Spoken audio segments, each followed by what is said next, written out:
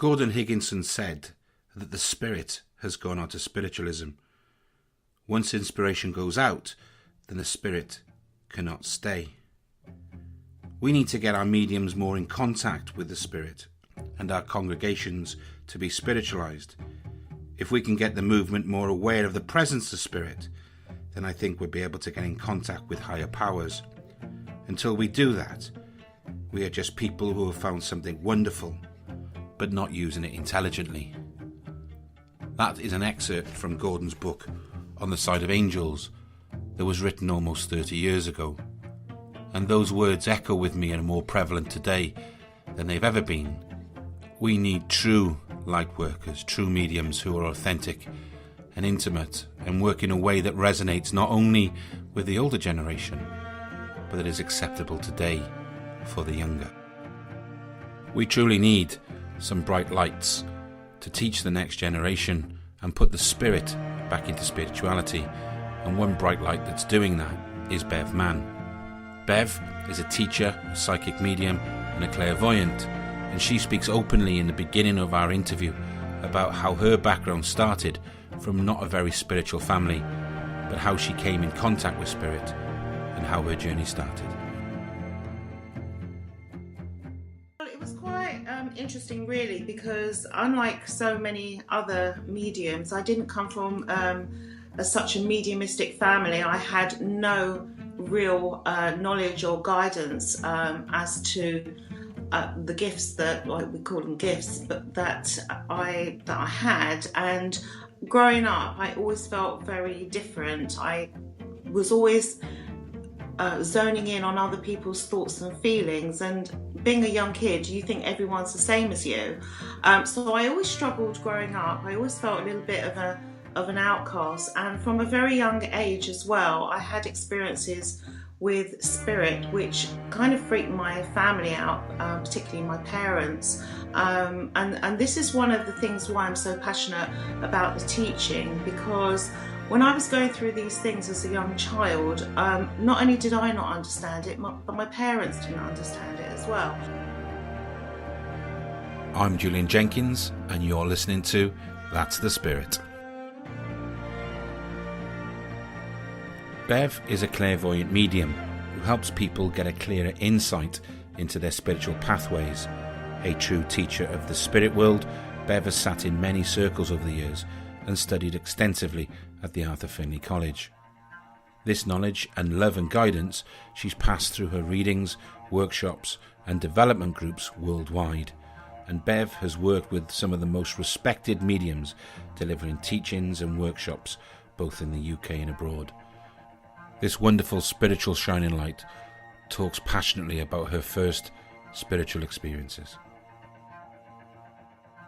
I was often woken up seeing spirit at the end of my bed, seeing orbs flying around the room, and it wasn't just at home, it would be even when I was on holiday.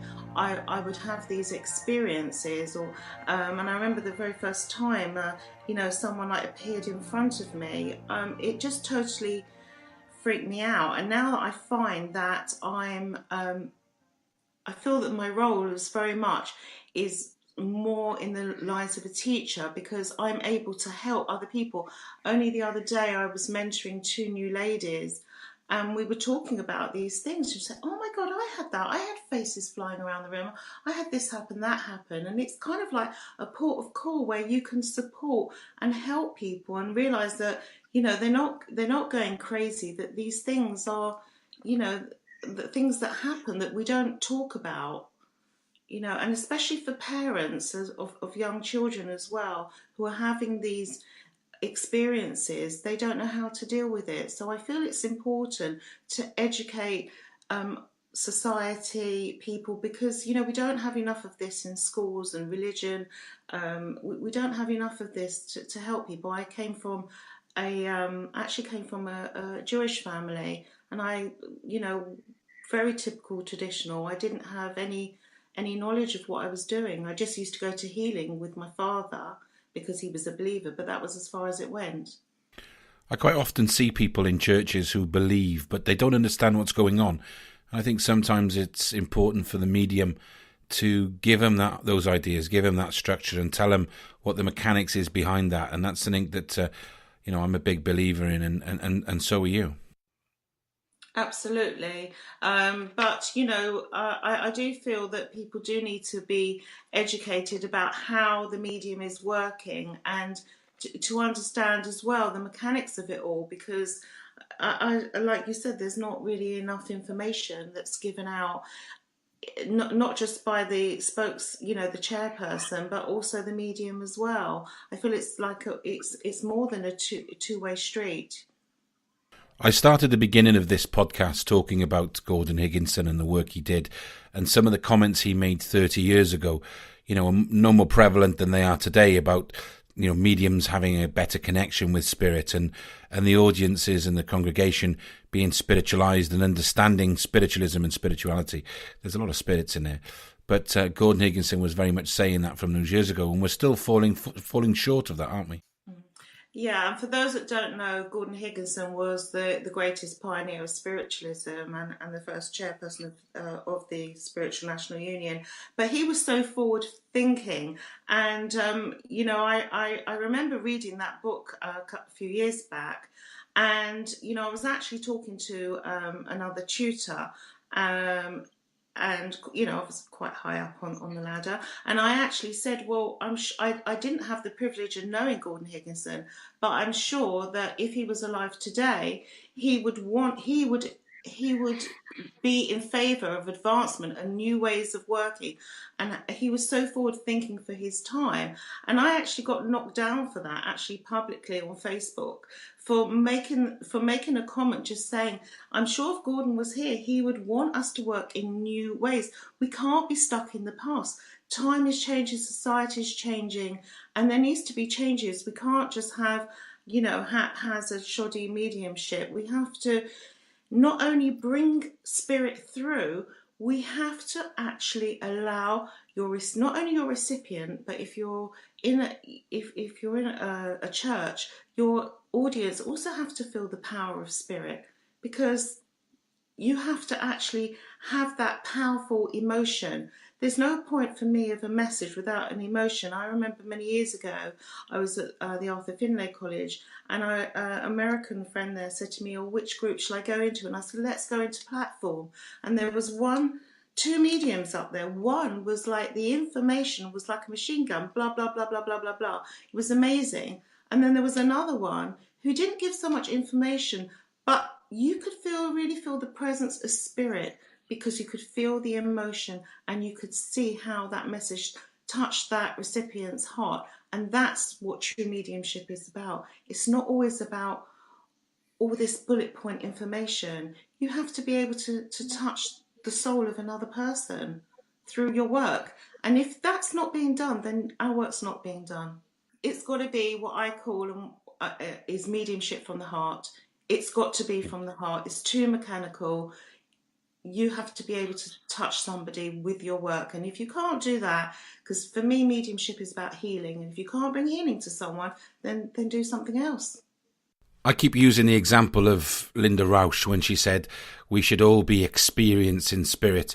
And I'm a firm believer of that. I think we should experience spirit in terms of giving the messages and connections, but also getting other people in the congregation to feel that true connection with yourself, with spirit, and with the person that you're reading for is so important. And, having that connection for me and being able to feel spirit is the whole reason people should come to the congregation, not just for messages, but also to be sat there and see and feel and touch and hear the amazing things that we do.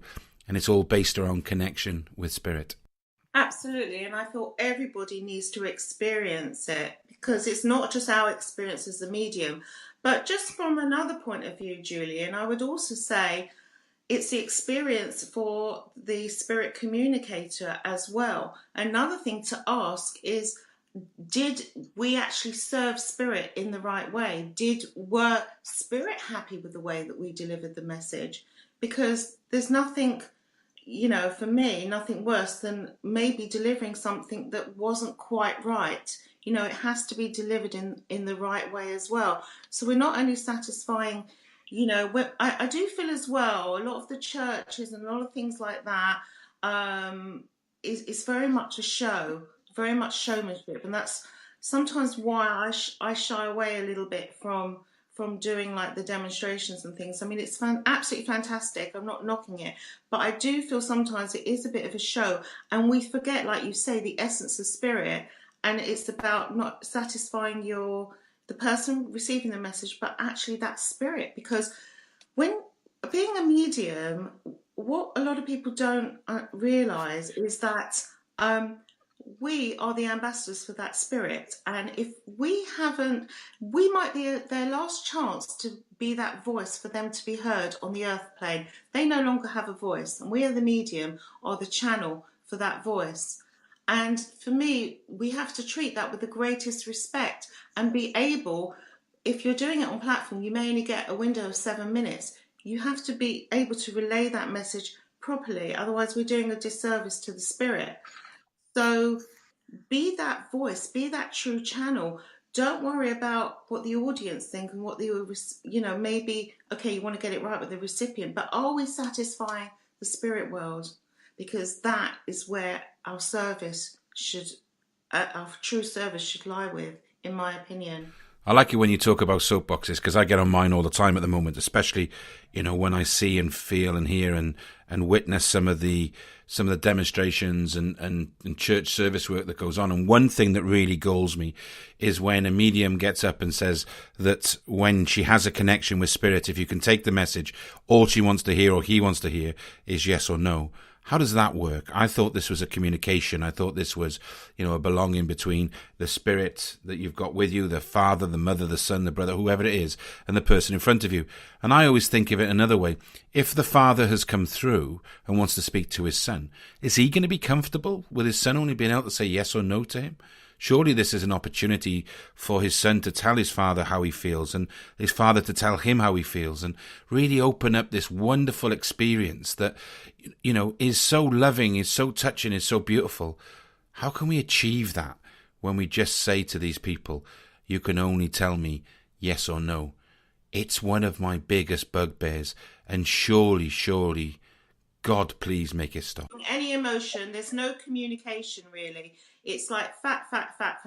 And all we're doing with that is satisfying the medium's ego. And this job is not about the medium's ego. It's about delivering the message, satisfying the spirit world, and bringing joy to your recipient. And that's what it should be about. It's not about, oh, how great we were, because it's not about how great we were. It's about how great the spirit world were.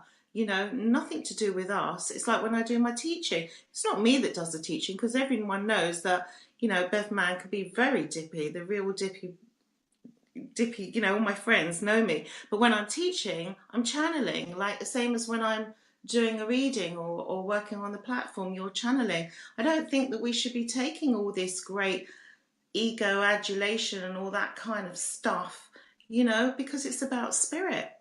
It's as good as your connection on that day.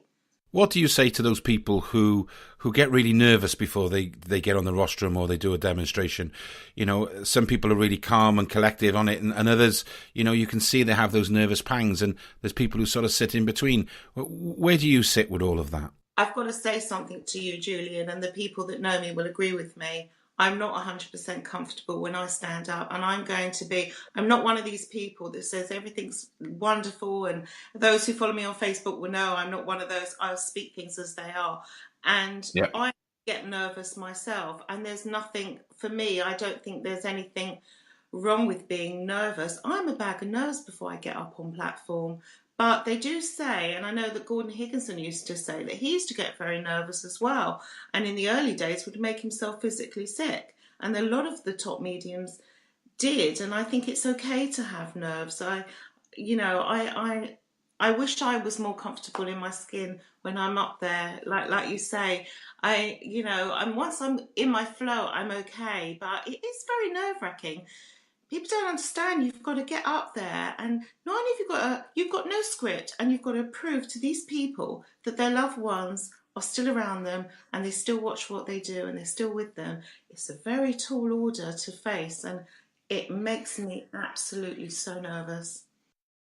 You know, we talk about rostrum work and being nervous, etc., but, you know, sometimes even, you know, I'll be in the car. I did a reading the other night in church where I knew I was going to a lady called Claire with a neck problem, you know, as I was driving to the church. So, you know, some of these things unfold in front of us beforehand, but in the main, it's about creating that space and allowing spirit to flow and being confident and surrendering yourself to spirit in a way that allows you to deliver their message as pure as you can, really. That's really interesting you say that, because we're taught, especially at the college or SNU training, that you shouldn't have a link before you get up. The reason being for that is that you have a danger of when you stand up, you're working in the past and the energy of the spirit isn't with you. They were with you maybe 10 minutes earlier, or in your case, an hour earlier. But sometimes it does happen. And I don't think anyone can actually say, you can't work this way, you can't work that way, because everyone's mediumship is unique and everyone will get it differently. And I think the spirit will work with you in a certain way. I know sometimes before I get up to work, I might get 1 or 2 links beforehand. And maybe that is because, just talking with you about this, Julian, that they know that I'm nervous and, they've come forward first to say, look, we're going to be with you later on today. And this is who we are. Who's to say that that doesn't happen, that you can't get a link before? I know lots of people that work like that. And those that say they don't work like that, I've seen them stand up and not even get in their power and go straight into a link. So I might get into trouble for saying this. But it does happen. And you know what? You've got to embrace whatever way spirit comes to you. Just honour what you get and give what you get, whichever way, if it's come to you before or during, because spirit will join you. Once you start bringing the essence of spirit, they will come in. I love the way you talk, again, I'm using that word so passionately, about teaching and about spirituality and mediumship. I think, it is beautiful the way in which you talk so eloquently about your ideas, your structures and your beliefs, because, okay, the SNU and organisations like that have some formalisation of structure and words in terms of the way we should live our lives. But, a lot of this mediumship and what we're practicing is about fumbling around in the dark. And, there has been some forefronts and forefathers who have helped and guide us. But, we have to keep finding this. We have to keep moving it forward. And it's imperative that we keep being innovative and, innovation, not preservation, and certainly purpose and not about power. And those are the key things, the fundamental things that are all about love and honesty and trust and everything that goes along with that. Exactly, because how can anyone say this is right or that's right? Nobody knows until we get over to the spirit world what's right and what's wrong. And I don't think anyone should be so forceful on their students to say that. And I always say to any student that comes to me, I always say, listen, this is my understanding, this is my teachings. You take on board what resonates with you, and the rest you can discard.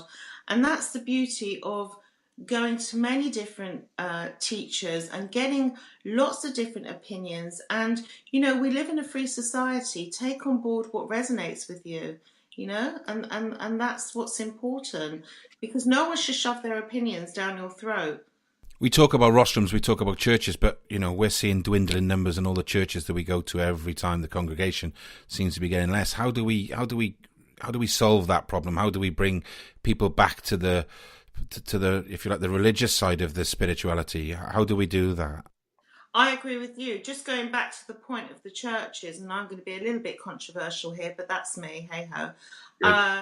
The reason why the churches are losing people and losing good mediums is because it's not all love and light. There's a lot of backstabbing that goes on, and a lot of I was recently personally attacked by someone in a church. And it was during the period I was with my mum having chemotherapy, and it really wasn't very nice. And unfortunately, it's not all love and light out there. And that's the message I want to give across, because spiritual people can be the most unspiritual, and I'm very sorry to say it, But that is one of the reasons why the numbers are dwindling, because there's so many bylaws and schmylaws and everything else. Just get on with the job and serve spirit. Allow people to do their job without all the politics and everything else and the backstabbing and the bitchiness. Just let them get on with it. Don't change your face to fit anybody. You do your mediumship what suits you, and be yourself and be true to yourself. And that's what I'd say to people. You know, just be true to you, and your mediumship. Spirit will recognize your gifts, and they will work with you in the way it's a relationship between you, your guys, and spirit, and they will work with you how you ask them to work with you, not how other people tell you to work with them. You know, just do your own thing. What would you say are the sort of founding principles of getting somebody on the right track to, you know, being able to connect with spirit, with the essence of spirit that you've spoke about? Well, the reason why I'm passionate about teaching is, and a lot of people ask me how I got started, and one of the reasons was I was invited to a circle and I had no idea what to expect or what was going to happen. And we sat in a group and we were told to meditate. We had a guided meditation, which was really beautiful, but I never meditated before, didn't know what I was doing. And the circle leaders went around everybody and everyone was saying, oh yes, and I went to the fountain, it was lovely. And she got to me and she said to me, well, what did you get? And I said, nothing. She said, what do you mean you got nothing? You must have got something. I said, no. She said, you must have, what experience did you have? And I said, well, okay, when I walked in the room, sitting in that chair over there was a gentleman. I described what he looked like, what he was wearing, and how I felt his personality was. And she said, oh my God, that's my late husband. And anyway, the next week I went along, we were doing psychometry, which is where you hold jewellery, feel the energy, and I picked a ring out of the hat that was passed around, and I was holding this ring, and she said, well, what did you get? And I gave this speech, and she said, oh my God, you've just given the eulogy they gave at my husband's funeral. So all this was like, oh my God, like, it's kind of like scary as to where all this is coming from. So my point was that I felt that I wasn't taught properly. There's a lot of circles about. So my advice to anyone is make sure you get proper grounding, proper training. I usually don't take anybody into mediumship till they understand about the psychic faculty, understand the difference between what's psychic, what's mediumship, what's in the medium's mind and what's coming from the spirit world. You need to be able to understand these things. You need to be able to understand your link with spirit, like you said earlier, your link with your guides. You need to have a solid grounding. You can't just chuck people into mediumship. For me, it doesn't work that way. Lots of people, their first experience, they will have that amazing wow experience that they never forget, like I just told you about what happened with me. But you need to nurture and guide your students. So find a tutor that you can feel happy and comfortable with, that you don't feel intimidated by, because there are a lot of people that, unfortunately, there are some people that are a little bit egotistical that might go on about themselves and their experiences. You have to listen as well as give. You're right, and getting that balance, isn't it? Sometimes, and it's about finding when you're being taught and you're being shown things. It's how then you take that and sort of put it into yourself for you then to be able to mold and adapt it into, the Bev Mann way or the Julian Jenkins way or the Teresa Bird way, which she's listening from Australia. So, it really is that sort of, it's special and unique, isn't it? But I think the foundation of what you're talking about is what the importance is, and starting it from the right point. One of the things I'm talking about a lot at the moment is that spiritualism, psychic, medium, whatever it is, it needs to be about purpose and not about power. And when we get that essence, that's one thing I was going to say about the power as well, is also with the teacher as well. Don't be upset when your students move on. It's really important. Sometimes you can only take someone to a certain place. if they feel that they're going to come back to you, maybe they will come back to you in the future. But I always say to my students, you know, sometimes they feel that they need to go on, or they need to move on and go to a college or learn from someone else, because you learn, nobody knows it all, and there's no teacher that knows it all. Nobody knows it all. If the teacher says to you, don't go anywhere else, I know it all, you don't need to go anywhere else, which is what happened to me once in a circle, walk away. Because you can learn so much from so many different people. Everyone in life is your teacher. And it's great because it all blends, doesn't it? You know, I'm reading this book, Gordon Higginson's book. There's stuff in there that I absolutely will eulogize about, and there's other stuff I just think, you know, I don't know whether that's for me, but you know, that's the beauty of spiritualism and spirituality, is that, you know, we can do that. There isn't the rigidness of religion, etc., where, you know, we can look at these things and take the best things out of it. We're going to go to some questions in a minute, guys. So if you want to pop some questions in the comment section, please feel free to do so. One question I would like, and I always ask it about this time of night, and it's great to get different views. And you know, we've had quite a few mediums on from the UK and from abroad. If there was one tip or trick or one thing that you would pass on to somebody else, how they could, you know, develop themselves and where they should start from, what would that be? What would be your biggest tip to getting yourself underway in terms of mediumship? I would say find a good tutor, someone that you can relate to, someone who will nurture and support you, who's willing to, if you want to do platform, willing to take you out, and someone who will.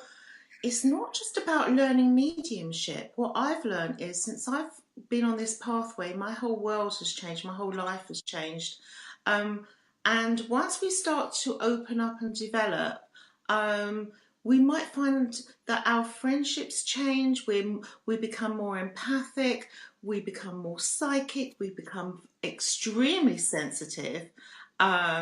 You know, I've been accused so many times of being extra sensitive, you're being oversensitive, but yes, I am. And so your friendships change, and you know, sometimes you don't like noisy rooms or concerts, or you don't like people being too close to you, like at airports and queues. So this kind of thing, you need to be able to support your student through all these changes that are happening to you personally. Besides the mediumship, it's not just mediumship. It's about supporting that spiritual journey. You know, if they've got a problem, they can call you and or openly discuss it in that closed circle, because my circles are full of love and support. We all help each other and we're all learning, and that's why it's called a circle, because no one's higher or lower. So go to a circle where everyone is the same. I think you're right. It's all about development as well. It's about developing that person. You know, I think my opinion is that you need to be connected with yourself. You need to understand yourself and be connected with yourself for you to be able to have strong, true connections with spirit. You know, it's if we're looking to put the last piece of the jigsaw in place, but we haven't put any other pieces in place, then it's not going to be a complete jigsaw. So for me, it is about connecting with yourself, connecting with your soul self, your heart center, understanding yourself and everything that goes with that. And then being able to go and connect. And that's why, you know, my mantras at the moment are be love. So love yourself, love everything about, try and look after yourself, give love, be more empathetic and everything that goes with that. And then provide evidence of everlasting love. You know, that they're the areas for me where we're at the moment. So, you know, it is interesting, and I think that those things are good in itself. So Matthew Binns has said, where is your circle, Bev? Is it an open circle? Can people join? Can you give out that information? Or I'm based in London, NW7. So I run closed circles. I always like to meet people, and that's another thing. When people join the circle, I always say it's a trial, because everybody has to like everybody else. They have to feel comfortable, because like I said, so many personal things come out in this self-development, because it's not just about giving messages, that everyone has to feel comfortable. Another thing I learned, you know, observing, I used to go to a circle, we'd do meditation, there'd be a lady who'd be jangling her bracelet and putting her coat down on the table while other people are trying to meditate. So, we have to make sure that the energies blend. I also do I found that Spirit have taken me, I've done a lot of workshops from home, and I've worked abroad in Spain. I've also taught classes in the USA. But I'm doing a lot of mentoring now. I'm doing a lot of small groups at my home, and also I'm going to be trying to do them on Skype as well. There's a lot of people who can't get to circles, like in Spain or perhaps in Iceland. They haven't got someone I know in Israel. They don't have the benefit that we have in the UK, where there's lots of circles that they can join, because we are quite sport here in the UK. So it would be nice to, I'm a real technophobe, but I really promise to try and do something online where I can help other people. But I can be contacted through Facebook or through my website, and I'm happy to help where I can. I'm always giving people advice anyway.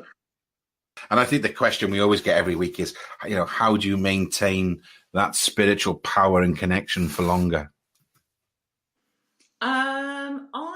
Because I go very much by mediumship from the heart, Matthew, I try and always work on my heart center. Now, everyone does it their own way. But what I try and do is, I always believe when we're working mediumistically, we're working from the heart chakra upwards. So for me, I visualize my heart space opening so much and so wide to the spirit world. It's like, I'm here, just use me as your vessel. The famous words, I surrender to you. Please use me to be a true and clear channel for the spirit world. I then focus on my throat chakra.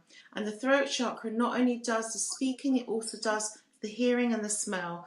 Anyone who's got kids, ears, nose, throat, all that kind of thing is all connected. I'm asking Spirit that I can not only speak the truth for them, but hear them and sense them, and perhaps use my sense of smell. I then go to my third eye and imagine my third eye opening like a beautiful eye, and then open up my crown. I raise my vibration. I pray to God. I ask my spirits, guides to come close to me, and again I'll just go back to that heart chakra and just be love, be true, and be as asked to be that clear channel. And that's all I can say that I do. And to keep in that power, get your recipient to, as Julian was saying, to interact with you. Get them to give you their voice, because their voice is also, we were talking about this before. I believe it's like there's magnetic rods, like electricity. You can't see electricity. It's like a medium might know where they're going in a room. So use that power of the voice to empower you. Make them give you more than a yes or a no. Obviously, you don't want to feed them information, but make it into a conversation and use the power of their voice to bring your spirit communicator even closer. I've kept in my power in a private reading for, they say you shouldn't do a private reading for more than 45 minutes. I've been with a link for more than 45 minutes, because if you've got a good connection and you've got a lovely communicator, they're going to blah, blah, blah, blah, blah, and call in all their relatives. Because like we're sitting down here having that conversation, I believe that the spirit world are having a cup of tea out there, and you can bring in more than one communicator for that person. You could bring, maybe 3 or 4 in, or even more, if you keep that role, keeping that power. Another thing that can bring you out your power, I found, and I found this in my circle as well, when the recipient can start asking you questions. Be mindful of that as well. Try and keep with your communicator, not trying to satisfy your recipient. Try and keep with them, because like I said earlier, you're serving them. As always, That's the Spirit is a spiritual show that gets to the point and the heart of the topics that surround us at the moment. Bev was truly open about everything that she discussed. I love the way her passion truly flows through everything that she does and says. And she's not there to mince her words. She truly believes and has faith in everything that she does and everything around her. God bless her. Please, let's keep shining a light. And until next week, thank you for listening to That's the Spirit. Be love and give love.